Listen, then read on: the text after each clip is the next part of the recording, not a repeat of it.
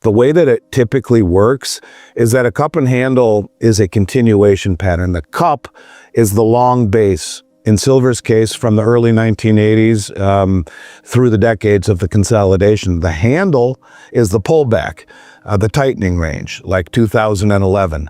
So once prices break above the rim, that $50 price that we saw in 1980 and 2011, the price can go parabolic. And when you throw in the shortage, when you throw in the demand by the big money, when you throw in the demand by the BRICS countries, etc., I don't know, triple-digit silver isn't really so out of control.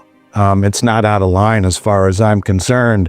One last point I'd like to make about gold and silver. You know, it's interesting to me that, and in particular gold, because silver has yet to catch the same fire that silver has, that gold has caught. And, you know, we look back over the last half a year or so, and the S&P 500 in the last 5 months or so is up almost 1,700 points. That's one of the strongest rallies in history, right? Gold is up about almost 40%, about 39% when compared to the S&P's return over the last 5 months, which is one of the strongest returns ever. Gold is up since 2023. Gold's up 100%, the S&P 67%, that's great. But just over the last 6 months, where everyone's focusing on NVIDIA and stuff, where it's up as big as it is, 1,650 points, gold's run is up 4 times the S&P's return just in the last 6 months. It's up 37% versus 9%. And so even amongst this AI boom, the biggest tech story since the internet, equities are still trailing gold, and yet nobody talks about it. So I remember when gold finally broke through $400. I couldn't believe it. It finally broke through $400 all those years ago. And if you would have told me that we are sitting at futures almost at $3,700 right now, and the media and no one understands it, to me, it's absolutely insanity. The big money understands it. And this is what I was talking about recently, where you have the largest exposure to stocks in the history of the stock market by mom-pa investor. You have the largest ever margin exposure, which is $1 trillion, and you have the largest exposure to options. So you have the public all in on stocks, all in on margin, and all in on speculation with options. At the same time, the investor, the big money, the insiders are leaving at a 7-to-1 clip, leaving the equity market and going where? I don't know. Maybe they're going to gold, as the biggest money in the United States is standing for billions and billions and billions and billions and billions, and I can keep on going every single month. Every single month we are seeing huge deliveries into COMEX, and why does nobody talk about it? So let's just paint the backdrop for a minute and talk about our wonderful mainstream media that lacks all journalistic integrity, period. The greatest boom ever in the S&P because of the AI revolution is trailing the price of gold and silver. The insiders are dumping equities and running to, we don't know, as the public is all in the stock market. Not just all in, greater than at any time in history. In fact, not only are they in greater than any time in history, the valuation is at the highest point in history, greater than the 1929 crash, greater than the '08 crash, greater than the dot-com crash. And they're not just all in, they're all in on leverage and margin.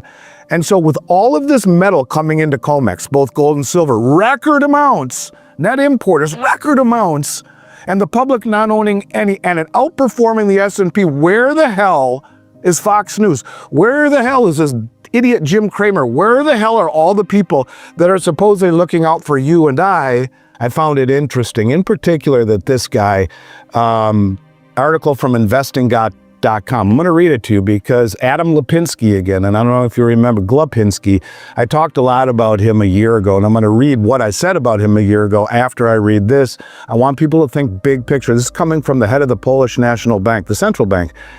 This is from investing.com. Poland's central bank announces plans on Wednesday to increase its gold holdings to 30% of its reserve assets, aiming to strengthen the country's financial security.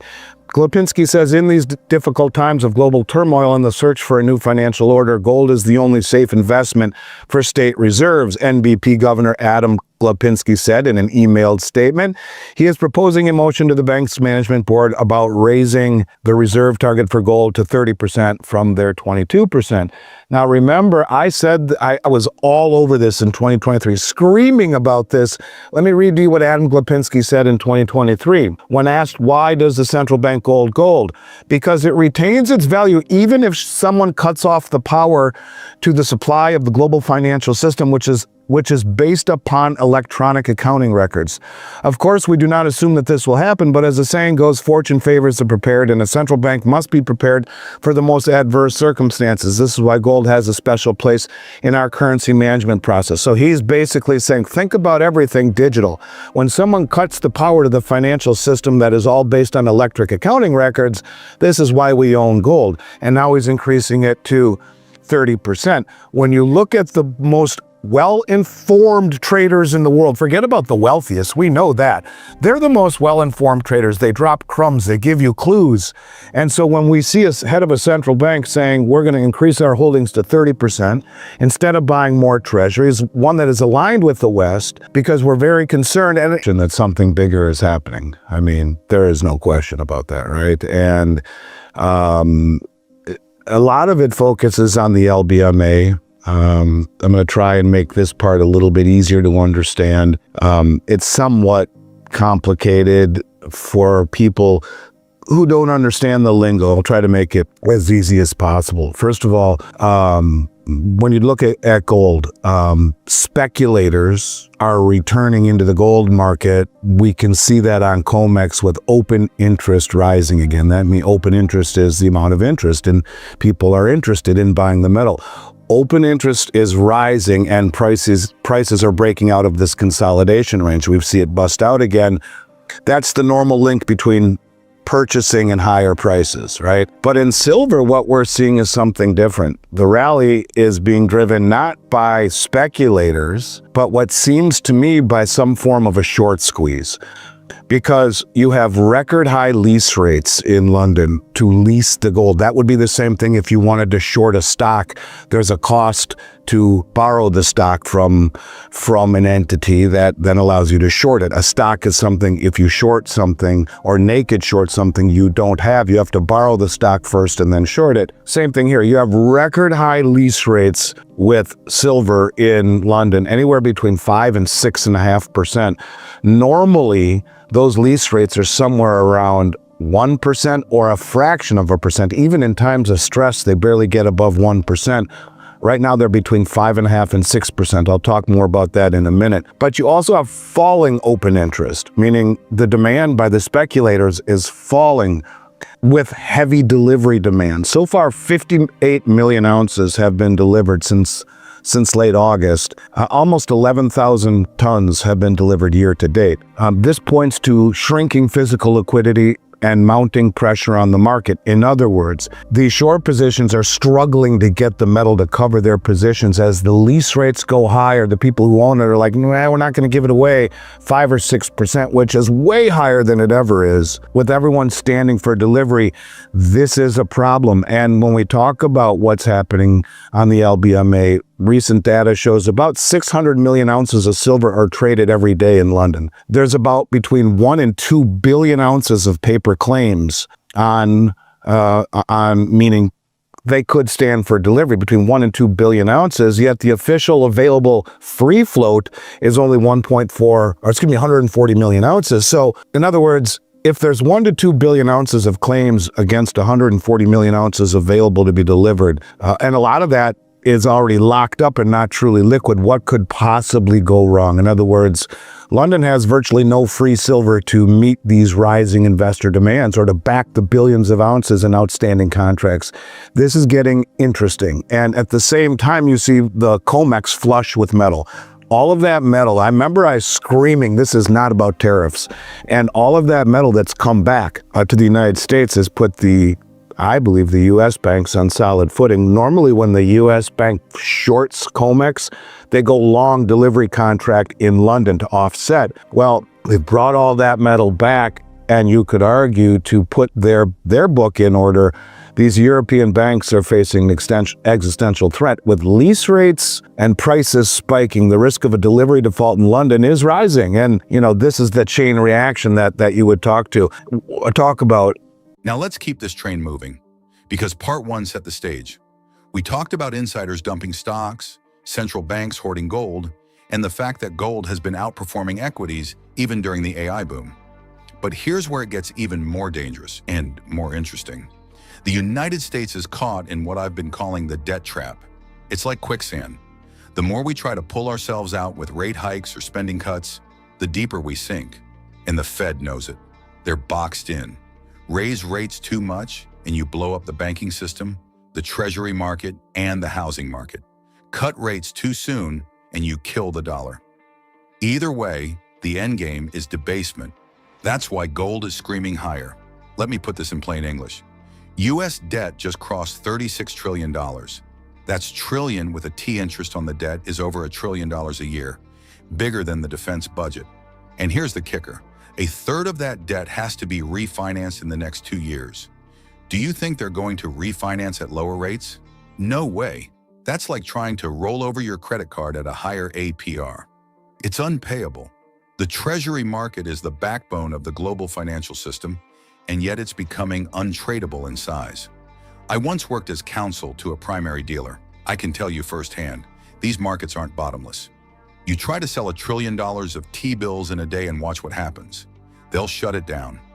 Now combine that with the fact that stablecoins, money market funds, shadow banking products, basically unregulated dollar substitutes, are all piled into treasuries. It's a giant Jenga tower. Remember what happened in 2008 when money market funds broke the buck? The Fed had to bail them out. It's the same setup today, except bigger, leveraged, and more fragile. And while all this is happening, what do you see on CNBC? Headlines about how consumer spending is resilient and how soft landings are possible. Folks, that's not analysis. That's gaslighting. Meanwhile, the insiders are moving their wealth into gold and silver, the BRICS are building a parallel financial system, and the public is all in on stocks at valuations higher than 1929. You couldn't script a crazier disconnect if you tried. Let's talk about BRICS for a minute. The bloc has been quietly buying gold at record pace. China, Russia, India, Turkey, Kazakhstan. These guys aren't buying treasuries. They're buying metal. Why? Because they understand the fragility of the dollar system. The dollar has been weaponized. Sanctions against Russia woke the world up. If your reserves are in dollars, they can be frozen.